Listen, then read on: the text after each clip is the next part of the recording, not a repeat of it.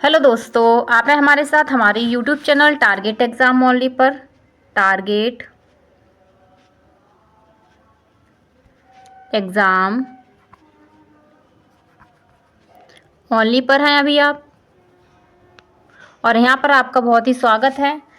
तो जल्द से जल्द मेरे साथ जुड़ जाइए। तो जैसे कि आप सभी को पता है, हम यूपी डीएलएड के लिए जो फर्स्ट सेमेस्टर है उसके लिए प्रशिक्षु बैच लेके आए हैं, और ये प्रशिक्षु बैच आपके लिए एकदम फ्री है। यहाँ पर आपको कोई भी चार्ज देने की ज़रूरत नहीं है, केवल बस हमारा सपोर्ट करने की ज़रूरत है। आप रेगुलर क्लासेस देखिए, इससे आपके डीएलएड में बहुत अच्छे मार्क्स आएंगे और आपकी बैक भी नहीं लगेगी। अगर हमारे द्वारा बनाए हुए जो रूल फॉलो करेंगे आप, जो हम बता रहे हैं उस टाइप से चलेंगे, तो आप बहुत अच्छा स्कोर अपना फर्स्ट सेम में ला सकते हैं। ठीक है, लेकिन उसके लिए आपको हमारी क्लासेस रेगुलर देखनी पड़ेंगी और नोट्स भी हमारे साथ साथ बनाएंगे तो ज़्यादा ही बेहतर होगा। ठीक है, बहुत ही अच्छा होगा अगर आप साथ साथ नोट्स बनाते हैं।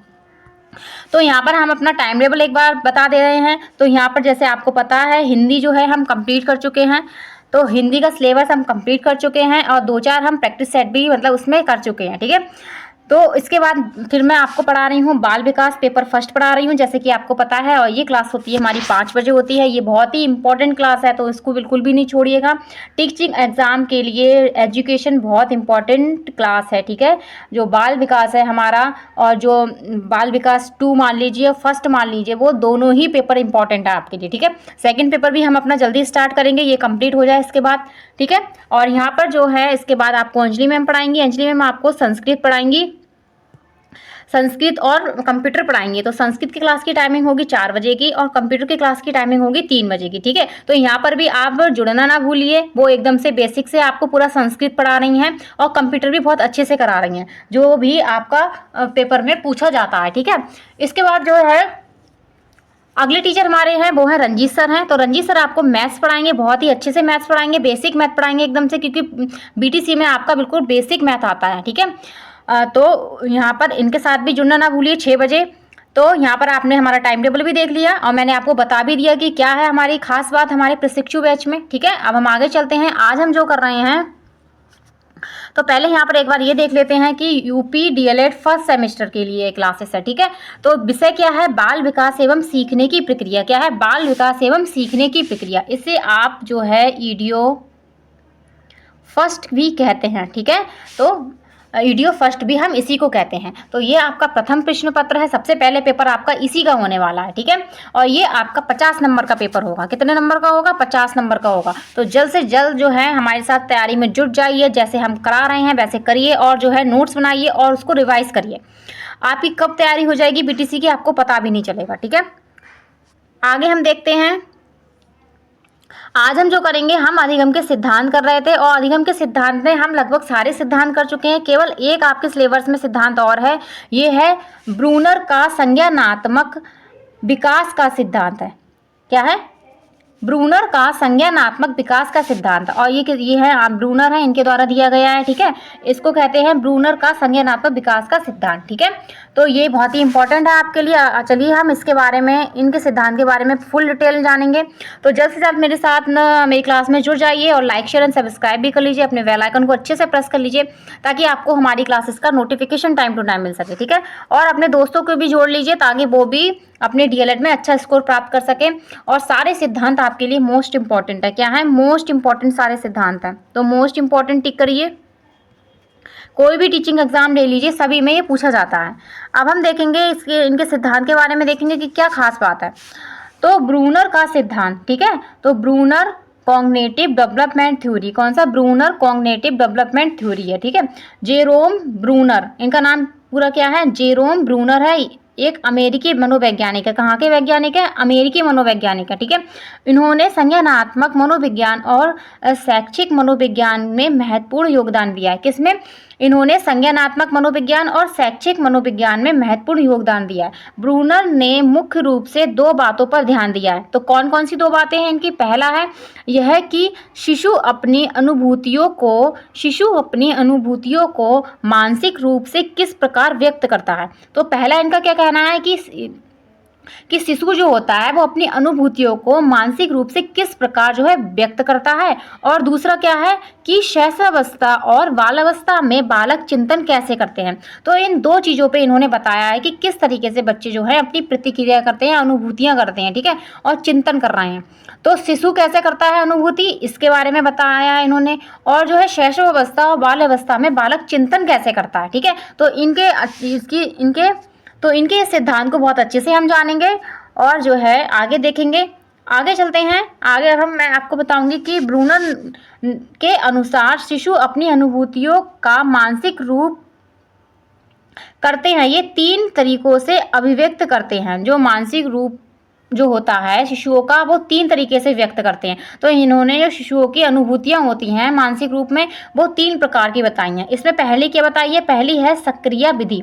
कौन सी है, सक्रिय विधि, ठीक है। तो इस विधि में शिशु अपनी अनुभूतियों को शब्दहीन क्रियाओं के द्वारा व्यक्त करता है, जैसे भूख लगने पर रोना, हाथ पैर हिलाना आदि। इन क्रियाओं द्वारा बालक बाह्य वातावरण से संबंधित स्थापित करता है। जैसे कि आपके घर में छोटे बच्चे होंगे तो जब बच्चा छोटा होता है तो बोल नहीं पाता है, ठीक है, शब्दहीन होता है, ठीक है।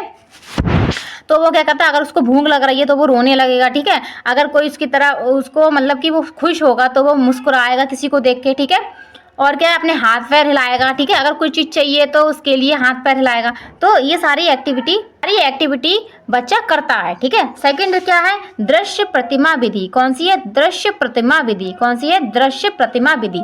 तो इस विधि में बालक अपनी अनुभूतियों को अपने मन में कुछ दृश्य प्रतिमाएं बनाकर प्रकट करता है। इस अवस्था में बच्चा क्या है, प्रत्यक्षीकरण के माध्यम से सीखता है। किस तरीके से सीखता है, प्रत्यक्षीकरण के माध्यम से सीखता है। तो आपसे क्वेश्चन में पूछा जाएगा, ब्रूनर के जो शिशु अनुभूति करता है वह जब प्रत्यक्षीकरण जो माध्यम से सीखता है वो किस विधि द्वारा सीखता है, तो दृश्य प्रतिमा विधि द्वारा। किसके द्वारा, दृश्य प्रतिमा विधि के द्वारा। आई होप आपको अच्छे से समझ में आ रहा होगा और मैं आपको समझा भी पा रही होंगी, ठीक है।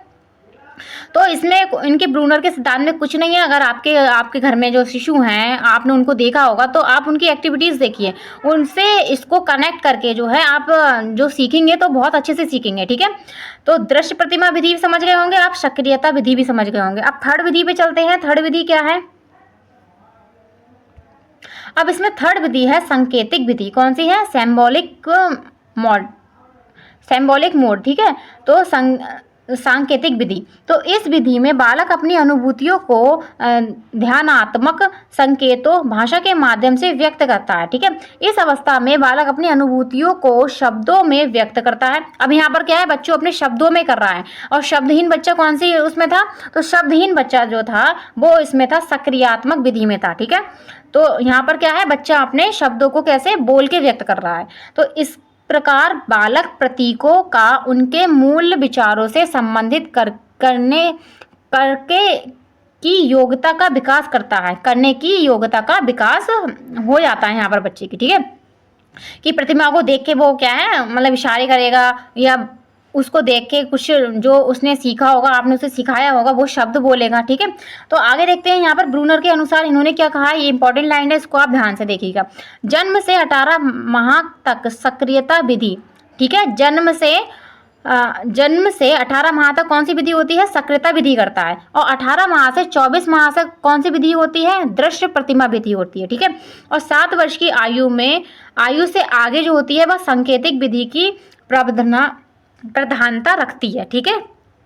वो सांकेतिक विधि की प्रधानता रखती है। तो यहाँ पर इन्होंने जो तीनों विधियां हैं उनकी जो है एज भी बताई है, तो आपको एज याद रखना है। ये जन्म से 18 माह तक की सक्रियता विधि होती है और 18 माह से 24 माह तक की दृश्य प्रतिमा विधि होती है।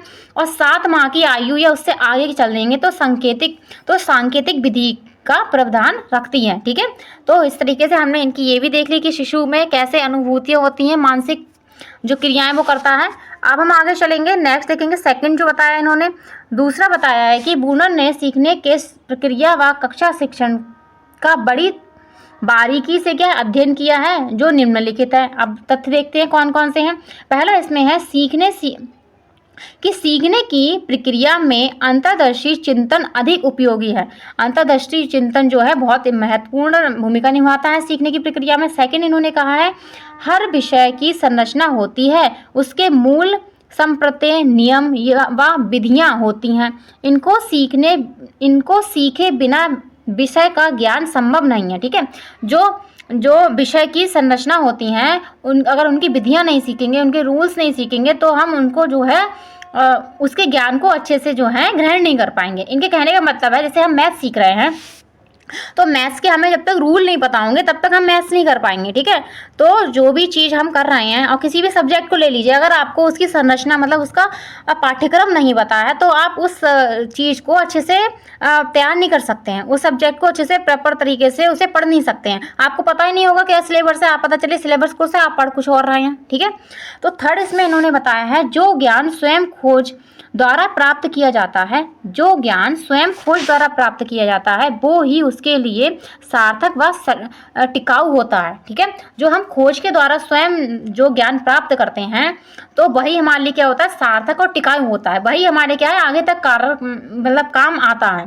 फोर्थ इसमें कहा है ब्रूनर ने कि ब्रूनर के अनुसार जो कुछ पढ़ाया सिखाया जाए उसका व्यक्ति व समाज दोनों से संबंध होना चाहिए। इन्होंने क्या कहा है कि जो भी हम बच्चे को सिखा रहे हैं उसको क्या है, उसके व्यक्ति और समाज दोनों से संबंध होना चाहिए। ऐसा नहीं है कि समाज से अलग हटके हम कुछ उसको सिखा रहे हैं तो वो नहीं सीख पाएगा। ठीक है, अब हम आगे चलते हैं, आगे इन्होंने क्या कहा है, इसके बाद आगे देखेंगे। और हम तो आगे हम देखेंगे, इस प्रकार ब्रूनर ने दो प्रकार की समृद्धता पर बल दिया है। तो कैसे दो प्रकार की बताई है, पहला इसमें क्या है, पहला है व्यक्तिगत समृद्धता और दूसरा है सामाजिक समृद्धता। कैसी, इस प्रकार ब्रूनर ने दो प्रकार की समृद्धता पर बल दिया है। ठीक है, तो कौन कौन सी है, पहली है व्यक्तिगत समृद्धता और सामाजिक समृद्धता। ठीक है, तो ब्रूनर के अनुसार पाठ्यक्रम तैयार करके बच्चों को सीखने के लिए क्या करना चाहिए, तत्पर करें।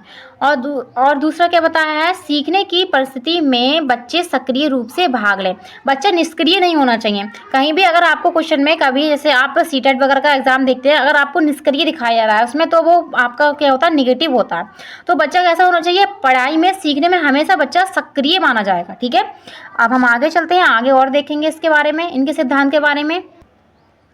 इसके बाद ब्रूनर के सिद्धांत के कुछ प्रमुख बिंदु देख लेते हैं। ठीक है, तो इसमें प्रमुख बिंदु पहला है खोजपूर्ण सीखना। बच्चा कैसे सीखता है, खोजपूर्ण सीखता है। तो ब्रूनर का मानना है कि बच्चों में खुद चीज़ों को खोजकर सीखने का मौका देना चाहिए, बजाय कि शिक्षक उन्हें केवल जानकारी दें। तो अगर हम मतलब पढ़ा रहे हैं बच्चे को, तो हम उन्हें खुद खोजने की ऐसी आदत डालना चाहिए बच्चों के अंदर कि वो खुद खोज के सीखे चीज़ों को। ठीक है, और उसके ऊपर जहाँ चीज़ें बोझ नहीं डालना चाहिए, और मतलब जो हमने उसे जानकारी दी है उसको उसी तक सीमित नहीं रखना चाहिए।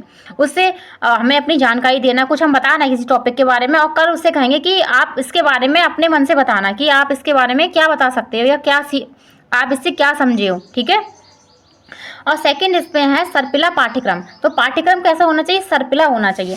तो ब्रूनर ने सर्पिला पाठ्यक्रम का भी समर्थन किया है। आपसे पूछा जाएगा कि ब्रूनर ने अपने सिद्धांत में किस तरीके के पाठ्यक्रम का समर्थन किया है या वर्णन किया है, तो सर्पिला।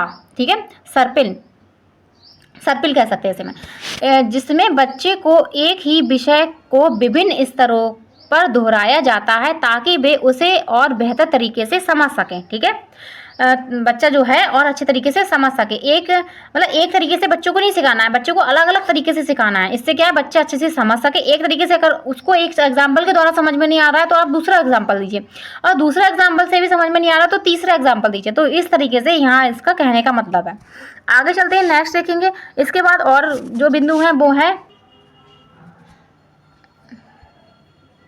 तो इसके बाद यहाँ पर इन्होंने बताया है मचान। क्या है, मचान। तो ब्रूनर का मानना है कि शिक्षक बच्चे को सीखने में मदद करने के लिए मचान, स्कैफोल्डिंग का उपयोग कर सके। इससे आगे वाले सिद्धांत में मैंने आपको स्कैफोल्डिंग के बारे में पूरा डिटेल में बताया है। इसी को मचान, पाड़, ढांचा इसे हम कहते हैं। ठीक है, या जेड पी डी के जो बीच में हम मदद देते हैं, किसी बच्चे को नहीं आ रहा है तो हम उसको सिखा देते हैं थोड़ा सा, तो उससे क्या है वो आगे अच्छे से सीख ले, अपने आप से स्वयं कर लेता है। तो इसी को क्या कहते हैं, स्कैफोल्डिंग कहते हैं। तो अगर आपको स्कैफोल्डिंग समझना है तो आप मेरी प्लेलिस्ट में जाके इससे पहले वाली क्लास देख सकते हैं। ओके, आगे देखते हैं, जिसका अर्थ है कि उसे शुरुआत स्तर पर अधिक सहायता प्रदान की जाए ताकि वे धीरे धीरे अधिक स्वतंत्र रूप से सीख सकें। पहले तो हम उसको सहायता देंगे, लेकिन उसके बाद उसे हम स्वतंत्र छोड़ देंगे सीखने के लिए, ताकि वो अपने आप ही स्वयं ही सीख सके। अगला है प्रतिनिधित्व के तरीके। तो ब्रूनर ने यह भी कहा है कि बच्चे विभिन्न तरीकों से दुनिया का प्रतिनिधित्व करते हैं, जैसे कि क्रियाओं के माध्यम से, छवियों के माध्यम से और प्रतीकों के माध्यम से। ठीक है। और इसके बाद इन्होंने बताया कि सामाजिक सांस्कृतिक संदर्भ। तो सामाजिक सांस्कृतिक संदर्भ में इन्होंने क्या कहा है? इन्होंने कहा है कि ब्रूनर ने यह भी कहा है कि बच्चे अपने सामाजिक और सांस्कृतिक संदर्भ में सीखते हैं। तो बच्चा जो क्या है, जाहिर सी बात है, समाज से सीखता है। सबसे ज़्यादा हम समाज से और अपनी संस्कृति से सीखते हैं। इसीलिए शिक्षकों को यह ध्यान रखना चाहिए कि बच्चे किस तरह के माहौल में सीखते हैं। तो जो बच्चा सीख रहा है उसके लिए सबसे महत्वपूर्ण उसका वातावरण है। ठीक है। अगर उसका माहौल, उसका वातावरण अच्छा नहीं है तो बच्चे का जो है, उसे आप कितना भी अच्छा सिखा लो, वो नहीं सीख पाएगा। ठीक है। तो समाज हमारे सीखने में बहुत महत्वपूर्ण भूमिका निभाता है। जैसे कि हमने पहले भी कई बार समाज के बारे में पढ़ा है कि अधिगम में वो किस तरीके से हमारा सहायक होता है। ठीक है। अब हम आगे चलते हैं। आई होप आप अच्छे से समझ रहे होंगे। आपको क्लास अच्छी लग रही है तो कमेंट बॉक्स में कमेंट जरूर कीजिएगा, और जो है अपने दोस्तों को शेयर कर लीजिए ताकि वो भी अच्छा स्कोर ला सके। ऐसा नहीं सोचिएगा केवल आप अच्छा स्कोर ले आएँ, आप उनका भला नहीं चाहें, ऐसा नहीं सोचना है हमें। ठीक है। अगर हम दूसरे का अच्छा करेंगे तभी हमारा अच्छा होगा। ठीक है। तो जो है हमारे जो यूट्यूब चैनल है उसको लाइक, शेयर और सब्सक्राइब भी करते रहिए। अपने बेल आइकन को अच्छे से प्रेस कर लीजिए ताकि आपको हमारी क्लासेस का नोटिफिकेशन टाइम टू टाइम मिल सके। ठीक है। और जो आप मुझे कमेंट बॉक्स में कमेंट नहीं करते हैं, आपको कैसी क्लास लगी है, प्लीज़ मुझे फीडबैक ज़रूर दीजिएगा। इससे मेरा मोटिवेशन बढ़ेगा कि हाँ, आप मेरी क्लास देख रहे हैं। कहीं पे अगर आपको समझ में नहीं आ रहा तो आप वहाँ पर भी मुझे कमेंट कर सकते हैं। तो उसके लिए भी मैं अपनी नेक्स्ट वीडियो में क्या है, चेंजेस करूँगी आगे। ठीक है। तो हम आगे चलते हैं, क्लास को कंटिन्यू रखते हैं।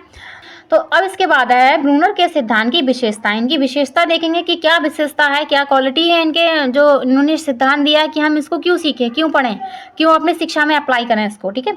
तो ब्रूनर का पहला इसमें दिया है कि ब्रूनर का सिद्धांत बालक के पूर्व अनुभवों तथा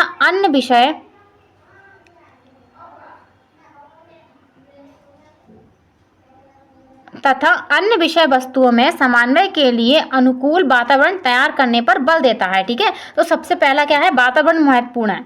और सेकंड इसमें है विषय वस्तु की संरचना ऐसी हो कि बच्चा सुगमता और सरलता से सीख सके। बच्चा कैसे सीखे, सुगमता और सरलता से सीखे, ऐसी हमें विषय वस्तु रखनी है अपनी।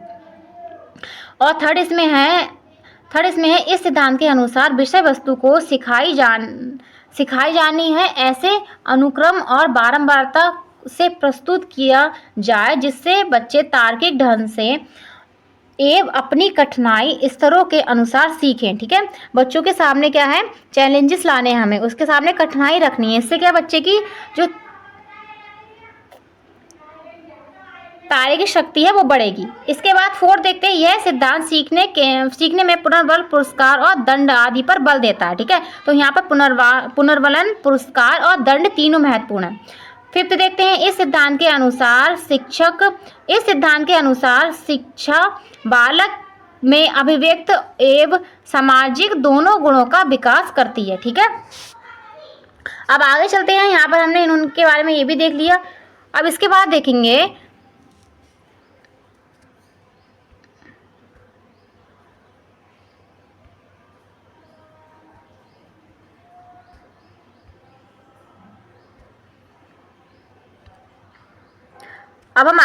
इसके बाद देखेंगे। हाँ, अब हम आगे चलेंगे। यहाँ पर हमने इनकी विशेषताएं भी देख ली हैं। अब हम देखेंगे ब्रूनर के सिद्धांत की शिक्षा में क्या उपयोगिता है। अब हम शिक्षा में उपयोगिता देखेंगे। वैसे तो सेम ही है थोड़ा, लेकिन अलग से अगर आपसे पूछा जाता है तो आप ये इस तरीके से लिख सकते हैं। तो क्वेश्चन में आपको कुछ भी आ सकता है, या तो इनके सिद्धांत के बारे में आ सकता है। इनकी शिक्षा में उपयोगिता सबसे ज़्यादा पूछी जाती है। किसी भी आप सिद्धांत को उठाइए, उसकी आपको उपयोगिता याद होना चाहिए कि शिक्षा में इसकी क्या उपयोगिता है। ठीक है। तो इसमें देखेंगे, पहली है ब्रूनर के संज्ञानात्मक विकास की विभिन्न अवस्थाओं के अनुसार पाठ्यक्रम का निर्माण करना चाहिए। कि अलग अलग अवस्था है, शैशवावस्था में अलग पाठ्यक्रम होना चाहिए, बाल्यावस्था में अलग और किशोर अवस्था में अलग होना चाहिए। ठीक है। सेकंड इसमें है, ब्रूनर ने सामाजिक अवस्थाओं का वर्णन किया है। कौन सी? सेकंड इसमें है, ब्रूनर ने मानसिक अवस्थाओं का वर्णन किया है। इन अवस्थाओं के अनुसार शिक्षण विधियों व प्रविधियों का प्रयोग करना चाहिए। किसका? शिक्षण विधियों और प्रविधियों का प्रयोग करके हमें बच्चे को क्या है, सिखाना चाहिए। इन्होंने मानसिक अवस्था का वर्णन किया है। कौन सी अवस्था? मानसिक अवस्था। थर्ड इसमें देखिए, इनकी अन्वेषण विधि द्वारा छात्रों में समस्या समाधान की क्षमता का विकास किया जाता है। आगे देखते हैं, यहाँ पर थर्ड हमने पॉइंट पढ़ लिया है। अब फोर्थ पॉइंट की तरफ चलते हैं। फोर्थ पॉइंट हमारा है, ब्रूनर ने संप्रत्य को समझने पर बल दिया है, अतः शिक्षा को विषय ठीक से समझना चाहिए। अतः शिक्षक को विषय ठीक से समझना चाहिए, क्योंकि जब शिक्षक को विषय के बारे में पता होगा, उसके सब टॉपिक्स के बारे में पता होगा, तभी वो बच्चे को समझा पाएगा। इसके ज्ञान से छात्र पर्यावरण को समझकर उसका उपयोग कर सकें। फिफ्थ इसमें है, उन्होंने वर्तमान अनुभवों को पूर्व ज्ञान और अनुभव से जोड़ने पर बल दिया है, कि उन्होंने ऐसा कहा है कि हमें पूर्व ज्ञान को रिलेटिव करके हमें पढ़ाना है, ठीक है, तो और उसके अनुभव पर जोर दिया है। इससे छात्रों के ज्ञान में समृद्धि और स्थायी बनाया जा सकता है। इससे क्या होगा, बच्चों का जो ज्ञान है उसको क्या है, स्थायी बना सकते हैं। सिक्स इसमें ब्रूनर ने क्या कहा है शिक्षा में उपयोगिता में, तो ब्रूनर ने संज्ञानात्मक विकास की अवस्थाओं के अनुसार शिक्षक अपने नियोजन मतलब प्लानिंग करें पहले, और क्रियान्वयन करें, इसके बाद मूल्यांकन करें, ठीक है। प्रक्रिया में संशोधन कर बालकों के बौद्धिक विकास में सहायता कर सकते हैं, कि हम लेसन प्लानिंग मतलब बोरिंग तरीके से नहीं पढ़ाएं, हर चीज़ को हम एक ही तरीके से पढ़ाते जा रहे हैं, एक ही चीज़ें, एक ही हमारा मेथड है, तो हमें बच्चों को चेंजेस कर करके पढ़ाना है। इससे क्या है, उसके बौद्धिक विकास में सहायता होगी। इस प्रकार ब्रूनर का सिद्धांत वर्तमान कक्षा शिक्षण के लिए बहुत उपयोगी है, ठीक है। तो इनका सिद्धांत जो है वर्तमान शिक्षा के लिए बहुत उपयोगी माना जाता है। तो आई होप आप जो है ब्रूनर का सिद्धांत अच्छे से समझ गए होंगे। तो क्लास अच्छी लगी है तो कमेंट बॉक्स में कमेंट जरूर करना। तो यहाँ पर हमारी क्लास कंप्लीट होती है। नेक्स्ट क्लास के साथ मैं आपके साथ फिर से हाजिर होंगी। तो हमारे YouTube channel target exam only को टारगेट एग्जाम ओनली पर ऐसे ही जुड़े रहिए और लाइक शेयर एंड सब्सक्राइब भी करते रहिए। अपने बेल आइकन को अच्छे से प्रेस कर लीजिए ताकि आपको हमारा नोटिफिकेशन टाइम टू टाइम मिल सके, ठीक है। तो मैं आपके साथ कल फिर से हाजिर होंगी अपनी नई एनर्जी के साथ। कल हम फिर से अपना जो है नया टॉपिक करेंगे। नया टॉपिक में हम अधिगम से रिलेटेड भी करेंगे। अधिगम के कल आपका होगा वक्र होगा, तो बहुत ही इंपॉर्टेंट टॉपिक है, तो आप उस क्लास में आना ना भूलिए, ठीक है। आज के लिए बस इतना ही। ओके, धन्यवाद। आज के लिए बस इतना ही। ओके, धन्यवाद।